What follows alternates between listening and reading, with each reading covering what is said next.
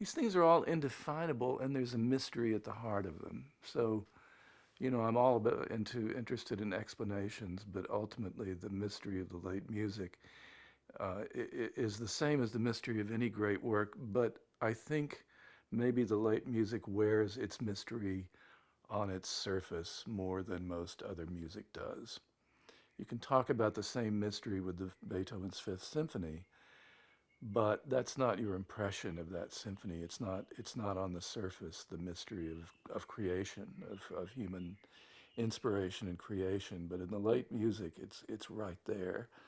It's and the freedom with which these pieces are put together formally and harmonically and every other way was 100 years ahead of its time. These pieces really didn't take hold until the 20th century. Even Rimsky-Korsakov said that these were just a sad reflection of his deafness and craziness, and that's the late 19th century. I think they had a big impact on composers in the 19th century, the late style, and especially the quartets. You see it in young Mendelssohn already, but it took the 20th century to really understand them. And I think of all his quartets, these are the ones, maybe of all his music, the quartets are the closest to us and to our time in their freedom and their mystery and their strangeness. Why were they considered strange? Um, they were considered strange because they put things together, and he's it's hard to say exactly what the theme is sometimes. Music used to be based on themes, and you would take bits and pieces of it and pull it apart and make other themes out of those bits and pieces and so forth, and the forms are very clear.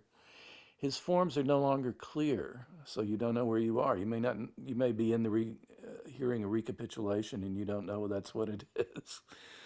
Uh, there seems to be a capriciousness. There's a surface capriciousness that it was unlike anything else. It was very far from Haydn, Mozart, and even Middle Beethoven. The logic is more buried, let's say, in these. People couldn't figure out what held these things together. They didn't see where the forms were. The harmonies are unusual in that he doesn't want a cadence anymore. Cadence is like a period. It's as if he's writing long, long, 2-page long sentences sometimes that never get to the period. In other words, they never get back to the cadence, the tonic chord. So the harmony becomes almost floating sometimes and ambiguous and unresolved for long periods. That was strange to people. They didn't understand. A lot of people said that's because he's deaf. He doesn't know what he's writing harmonically anymore. But no, he was after something else.